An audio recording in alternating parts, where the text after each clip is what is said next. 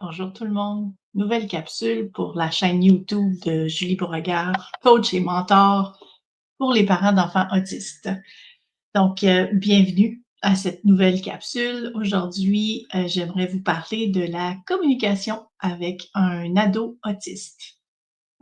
Certains d'entre vous l'ont probablement déjà remarqué, c'est difficile d'entrer en contact, c'est difficile de les garder avec nous pour pouvoir discuter. Mais je vous donne quelques petits outils parce que moi, c'est mon fils qui me dit comment je dois lui parler. Alors, je vous partage avec vous. Je me dis, ça peut pas venir de meilleure autorité que de la bouche d'un jeune ado autiste qui veut savoir qui veut me dire comment je dois lui parler. Alors, la première chose à savoir, c'est que moi, je l'informe toujours quand je veux lui parler. Je l'informe du moment et je l'informe du thème et je l'informe aussi de combien de temps ça va durer. Donc, par exemple, je pourrais lui dire, est-ce que tu es disponible ce soir pour qu'on puisse parler 5 minutes sur les impôts? J'ai eu cette discussion-là il n'y a pas longtemps parce que, bon, moi, il travaille, donc il a fallu que je lui demande. Et il me dit oui, mais pas ce soir parce que j'ai un examen demain, donc après l'examen. Parfait. Et quand arrive la discussion, le moment de la discussion qu'on a préalablement déterminé, ben, j'ai aussi des façons de lui parler qui doivent être bien spécifiques. Par exemple, j'utilise des mots simples et je fais des phrases courtes. Par exemple, je peux lui dire, j'aimerais te parler des impôts parce que j'ai reçu une lettre de Revenu Canada qui me dit qu'on doit faire telle chose pour toi. Il est d'accord, il comprend, puis on passe à l'action sur ce qu'il y a à faire. Parfois, c'est un peu plus complexe. C'est donc, par exemple, je pars, as-tu 5 minutes, j'aimerais te parler ce soir parce que dans 2 semaines, je pars pour la fin de semaine, puis je veux qu'on puisse se préparer. OK, j'ai du temps dans 2 heures, on en reparle. Parfait, donc 2 heures plus tard, je reviens. Étant donné que je pars, donc je lui dis, étant donné que je pars, telle date, qu'est-ce que tu veux qu'on prévoie pour toi? Au niveau de la bouffe, puis au niveau, par exemple, dans la maison, s'il y a des choses qu'il veut qui soient disponibles dans la maison. Et là, il est capable de me répondre spécifiquement parce que ma question est très spécifique et j'ai pas utilisé énormément de mots.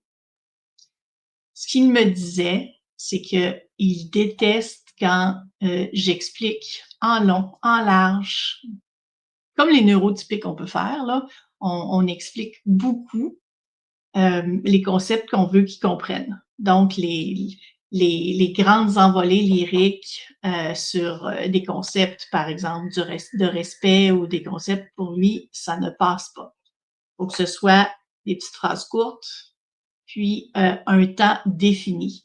Il ne veut pas passer 30 minutes à discuter.